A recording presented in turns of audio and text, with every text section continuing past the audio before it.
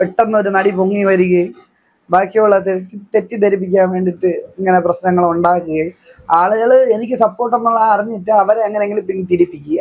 അതാണ് അവരുടെ ലക്ഷ്യം. ഇനി ഞാൻ റോഡിൽ കൂടെ പോവേ, ഞാൻ വെളിയിലൊക്കെ ഇറങ്ങുന്ന ആളാണ്, ഇത് പേടിച്ചകത്തിരിക്കുന്ന ആളല്ല. വെളിയിലൊക്കെ ഇറങ്ങി ആളുകൾ ഇടയിൽ കൂടെ ഒക്കെ പോകുന്ന ആളാണ്. ഇനി ഏതെങ്കിലും പെൺകുട്ടികളെ അവർ കൊണ്ടുവന്നിട്ട് കെട്ടിപ്പിടിച്ചിട്ട് പറയും അയ്യോ എന്നെ പീഡിപ്പിച്ചെന്ന് പറഞ്ഞു കഴിഞ്ഞാൽ അടുത്തൊരു കേസായില്ലേ. അവർക്ക് എന്നിൽ എന്തെങ്കിലും ഒക്കെ പെണ്ണ് വിഷയങ്ങളും ഉണ്ടാക്കും. അവര് വേറെ ഒന്നും ഫോക്കസ് ചെയ്യുന്നില്ല. അതിന് ഒരു വാക്കുണ്ടല്ലോ, അസഭ്യം പറയുന്നു എന്നുള്ള രീതിയിൽ ഇടയ്ക്ക് ഏതോ ഒരു MLA എന്തോ പറയുന്നേട്ടെ, MLA പാർട്ടി എന്തോ ഇവൻ പെണ്ണുങ്ങളെ തുണി ഉണക്കായിട്ടാൽ പോലും അവിടെ ഇട്ടേക്കൂലെന്ന്. എനിക്ക് അമ്മയ്ക്കും ചേച്ചിക്കും സഹോദരന്റെ ഭാര്യമാരൊക്കെ ഉണ്ട് ഇവിടെ താമസിച്ചിരുന്നവര് തന്നെ. അവരൊക്കെ ഇതേപോലെ ഈ തുണിയൊക്കെ ഇവിടെ ഉണക്കാൻ തന്നെ ഇട്ടിട്ടുണ്ട്. അവരെ തുണിയൊക്കെ തിരിച്ച് അവർ ഉണക്കിയെടുത്ത് മടക്കി വയ്ക്കുന്നുണ്ട്.